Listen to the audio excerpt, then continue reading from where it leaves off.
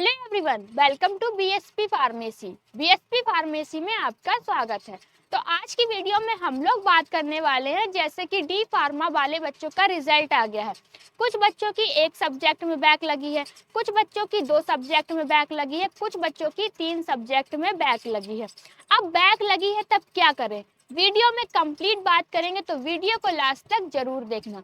Video में कोई भी इम्प्रूवमेंट करने को होता है या फिर आपका कोई भी डाउट होता है तब आप कमेंट सेक्शन में कमेंट करके बता सकते हैं।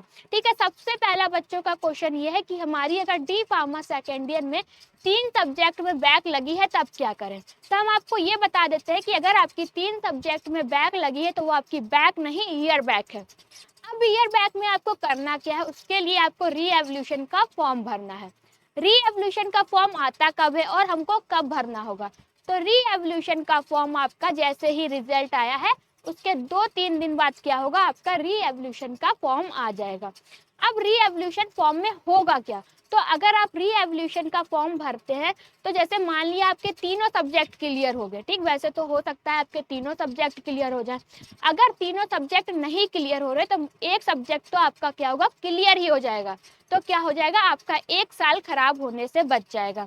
अब जो हमारे 2 सब्जेक्ट बचे हैं उनको हम कब क्लियर करेंगे, तो उसके लिए आपका अक्टूबर या फिर नवंबर में क्या आएगा, स्पेशल बैक फॉर्म आएगा, आपको वो भर देना होगा।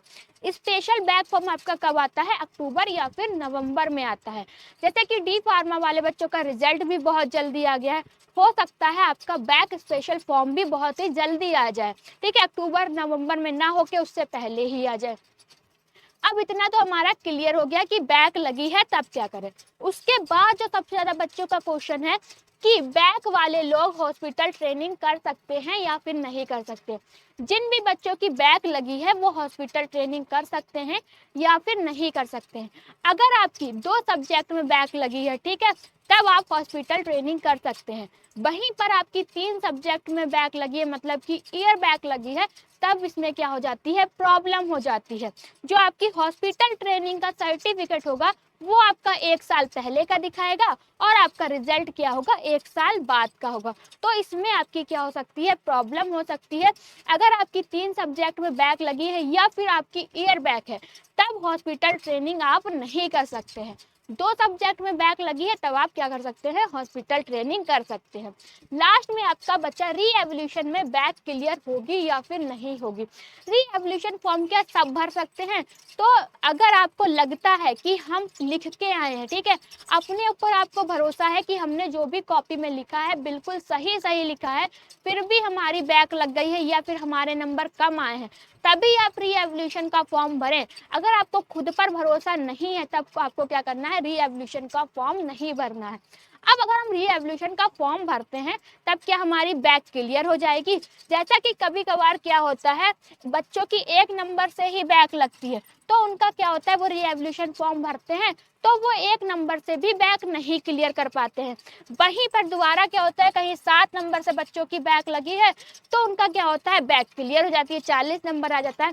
तो ये कुछ नहीं कहा जा सकता है कि अगर आप री एवोल्यूशन का फॉर्म भरते हैं तो आपकी बैक क्लियर ही हो जाए। वो आपकी किस्मत पे है कि हो भी सकती है और नहीं भी हो सकती है। 3 सब्जेक्ट में बैक लगी है तो मान लेते हैं कि आपका 1 सब्जेक्ट तो क्या होगा, क्लियर ही हो जाएगा और 2 सब्जेक्ट के लिए आप स्पेशल बैक फॉर्म भर सकते हैं, तो आपका 1 साल खराब होने से बच जाएगा। लास्ट में जो सबसे ज्यादा बच्चों का क्वेश्चन है, इन्वायरमेंटल एजुकेशन एंड डिजायरमेंट मैनेजमेंट में बैक लगी है तब क्या है, तब क्या हमारी ईयर बैक है, तब वो आपकी ईयर बैक नहीं है, वो क्या होती है, आपकी सब्जेक्ट बैक होती है। ये कुछ सारे क्वेश्चन थे जो बच्चे हम पूछ रहे थे, ठीक है, व्हाट्सएप पे मैसेज कर रहे हैं, ग्रुप पे कर रहे हैं कि मैं सर बैक लगी है, मैम बैक लगी है, तो क्या करें। में हम लोगों ने जो भी आपके डाउट थे वो क्लियर किए। अगर आपका कोई और भी डाउट होता है तब आप कमेंट सेक्शन में कमेंट करके पूछ सकते हैं। और अगर आपको वीडियो अच्छी लगी हो तो लाइक करें, कमेंट करें और हमारे चैनल को सब्सक्राइब करें। वीडियो को लास्ट तक देखने के लिए थैंक यू सो मच।